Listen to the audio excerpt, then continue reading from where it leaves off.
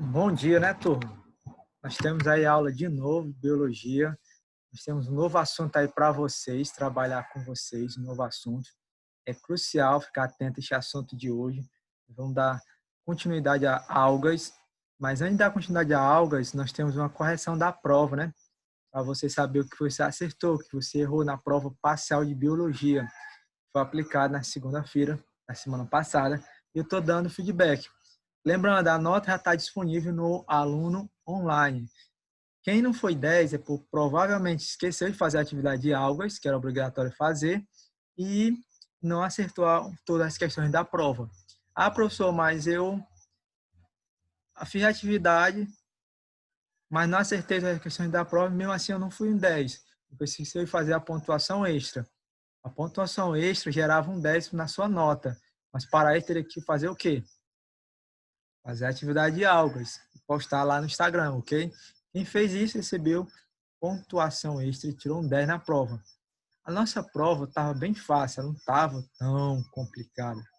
Bem fácil, você trabalhou tudo que você viu, né? Nós trabalhamos tudo que foi estudado ao longo do período. Nós iniciamos o segundo período falando de bactérias, doenças bacterianas, aí depois vimos protozoários, aí por fim as protozooses, que foi o assunto último trabalhado antes de algas.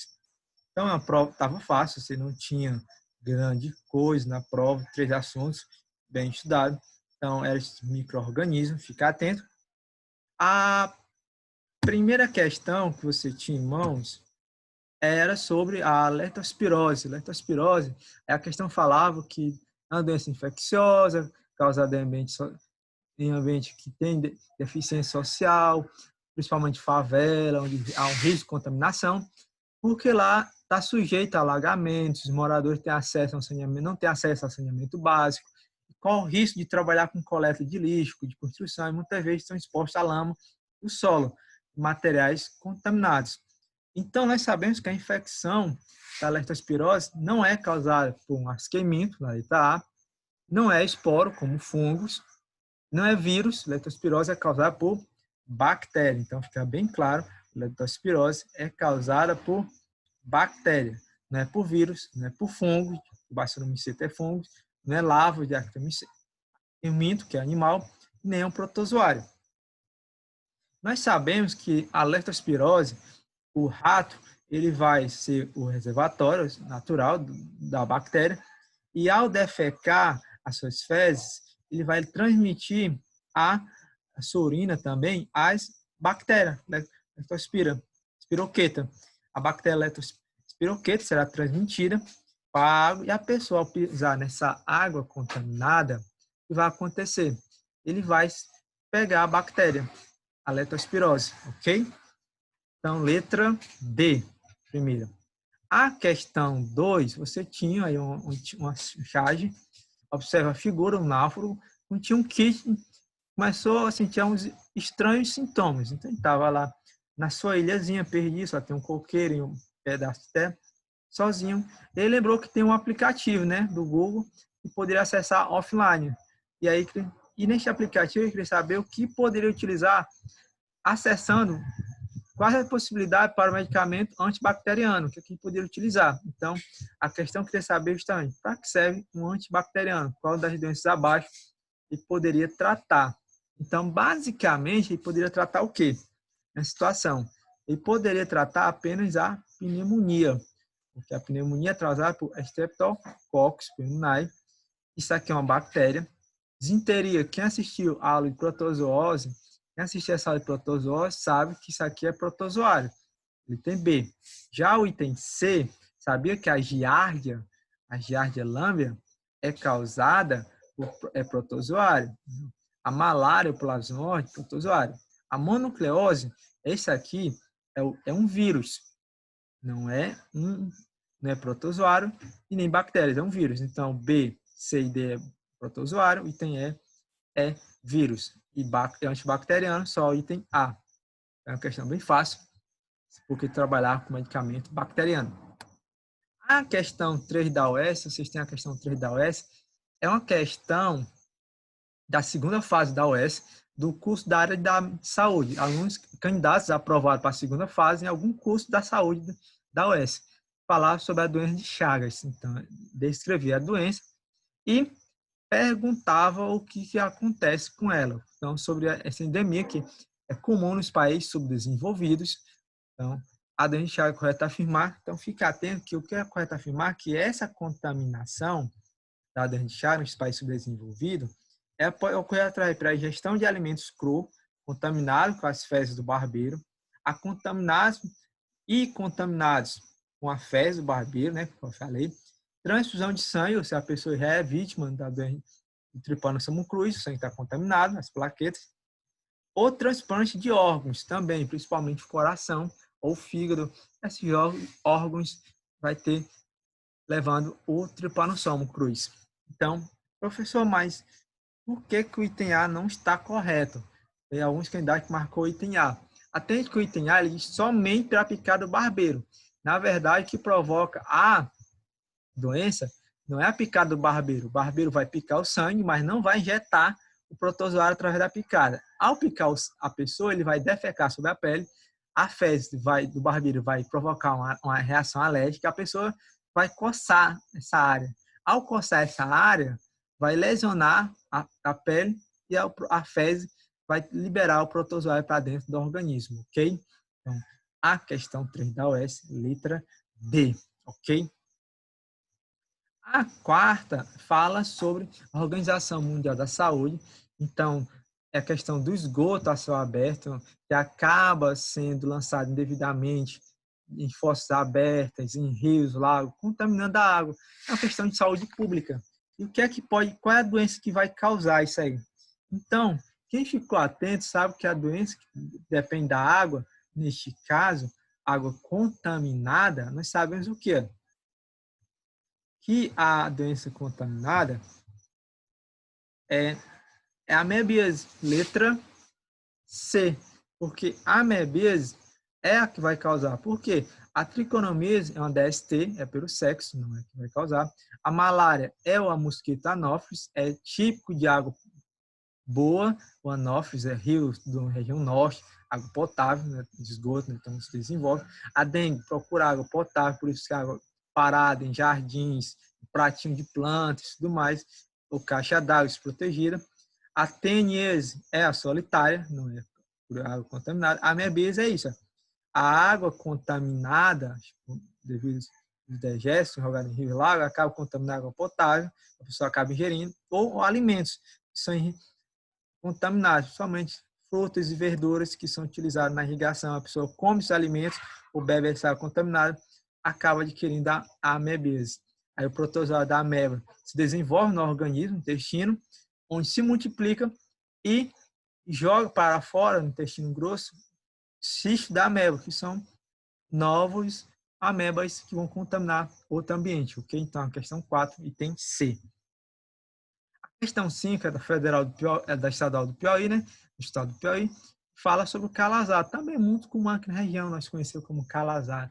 Ele quer saber quem é que provoca o calazar, qual é o protozoário. Quem assistiu a aula de protozoose acertou facilmente essa questão. Então, quem causa a protozoose é a leishmania. Então, Trypanosoma, isso aqui é doença de Chagas. Plasmódio, malária, giardia, giardíase. Toxoplasma é a toxoplasmose, nada a ver. Então, a calazar é provocada pela leishmania, que nós temos o mosquito palha como seu vetor, que vai transmitir a doença. Aí nós temos reservatório, que são os animais, como aparece aqui, ó, mosquito palha, que é este inseto aqui, que vai transmitir, levar o protozoário. Poderá pegar do reservatório, transmitir para a espécie humana, ou fazer o contrário, pegar uma pessoa contaminada com calazar e transmitir para o animal. O animal é um hospedeiro intermediário, o homem, hospedeiro definitivo. Então, esse é o ciclo da leishmaniose, também chamada de calazar, causada pela protozoário leishmania, que utiliza o vetor, o mosquito palha. Ok? A sexta questão é sobre a Fundação Getúlio Vargas, uma questão do concurso público da FGV, é uma banca que é uma faculdade também, uma A Fundação Getúlio Vargas tem faculdade, principalmente na área de administração, economia, direito, se destaca bastante, mas ela também é uma banca de concurso público. No caso aqui é uma questão do concurso público para técnico de enfermagem.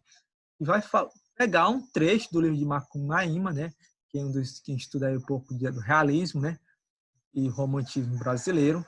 Então vai falar de Mário de Andrade. Então vai descrever que a malária é uma doença comum da população. Realmente, no norte do país e a região amazônica, tem mais de 300 mil casos por ano concentrados, é comum lá a doença.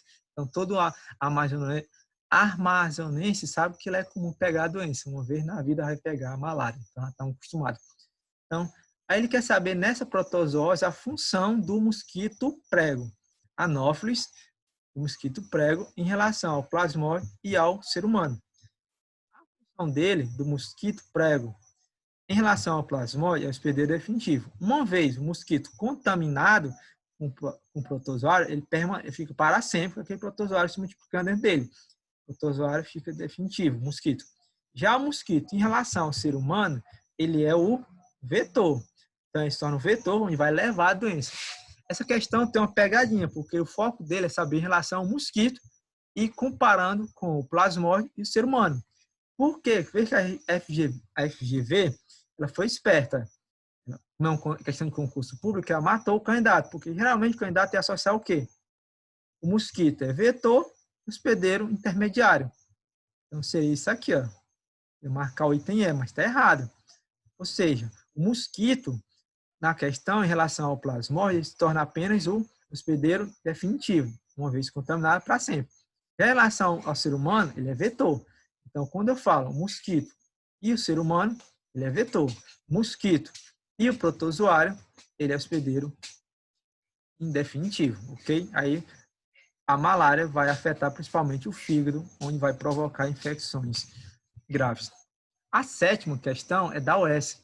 Vai querer saber, quem estudou a aula de protozoário, dê uma olhada no livro de biologia de vocês, também tem, o livro tem um capítulo exclusivo falando de protozoários e algas, tem no protista, sabe que quanto à locomoção dos motores protozoários, é correto afirmar o quê? A ameba se desenvolve por flagelo? Não.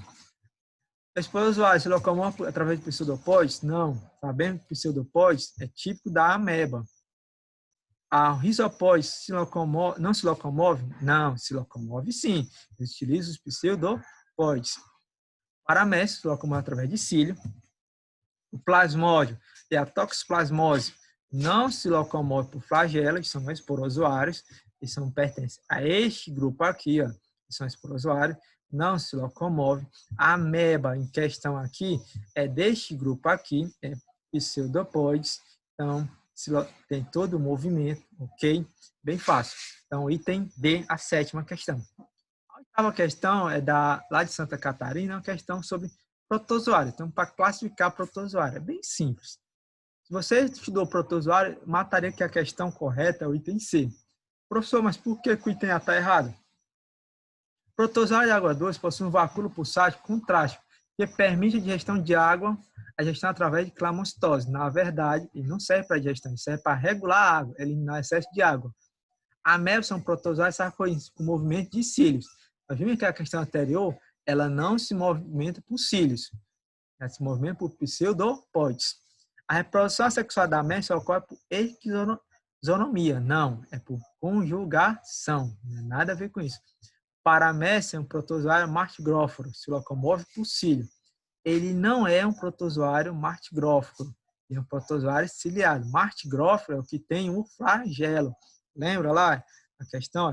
Martigróforo é o que tem o flagelo, ok? Então, nada a ver. Na questão é a alternativa 8, C. Letra C. A nona questão, o que é que temos na nona questão? Ele quer saber em relação à classificação dos protozoários. Essa estava muito fácil, a PUC aí deu São Paulo uma questão muito fácil.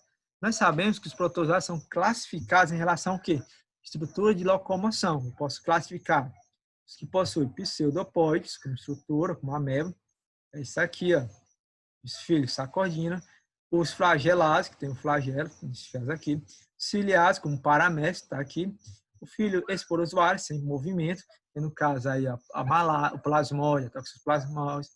Então, letra C, não é primórdia de reprodução, né? A presença ou ausência de carioteca, isso aí é para classificar a célula em procarionte e eucarionte. A composição química da fotossíntese, isso aí é classificação de algas. Quem estudou a aula de algas sabia que isso aqui está levando o item C para a classificação de algas. Tipo de nutrição, não é o critério. A décima era fácil, sobre a Giardia lamblia. Quem viu as protozooses sabia que essa aí era fácil acertar, que a Giardia é um protozoário do reino protista. A Giardia, para quem não conhece, é esse protozoário aqui bonitinho, é um protozoário flagelado. Tem flagelos, viu? Que vão usar para locomoção. Então, um animal é um protozoário bem bonitinho, aparentemente, mas é bem perigoso, porque ele pode ser transmitido através da água contaminada e gerar problemas em nossos organismos. Então, ele é um protozoário, pertence ao reino protista, ou também chamado de prototista. A Federal aqui de Uberlândia ainda estava usando o termo antigo, ok? Temos conteúdo novo, temos continuidade ao conteúdo novo. Então, é um assunto importante, conteúdo novo. Então, é aquele momento de vocês pegar o caderno, anotar as informações, atente, anote as informações, é crucial. Fazer a leitura do seu livro de biologia hoje, que você recebeu lá, atente fazer a leitura dele, ok? E o nosso assunto aí que nós vamos trabalhar hoje, lembra que no dia da aula da prova, no dia que teve a prova passar na segunda-feira, eu postei uma aula sobre algas, onde abordava as características gerais das algas e os grupos, e pedi um mapa mental para você fazer. Você tinha que fazer um mapa mental sobre algas. Este mapa mental era um requisito obrigatório para validar sua nota 10. E quem fizesse a divulgação dele nos stories do Instagram, ganhava uma pontuação extra, ou seja, eu não tirei acertei um 9, acertei 9 questão, fiz atividade sobre algo e postei, ganhei um 10. Ah, professor, mas não fiz atividade de algo e postei no story. E validou, tem que fazer no Google Chrome, Classroom primeiro, ok? Então, hoje, o que é que você vai ver hoje? Quem assistiu já a videoaula, vai ver sobre um documentário falando da maré vermelha. Então, maré vermelha, porque este vídeo vai estar disponível aqui na plataforma Google Classroom. Eu vou também postar no grupo da sala, ok? Então, maré vermelha é o assunto da aula de hoje, de biologia. Então, assista o documentário sobre maré vermelha.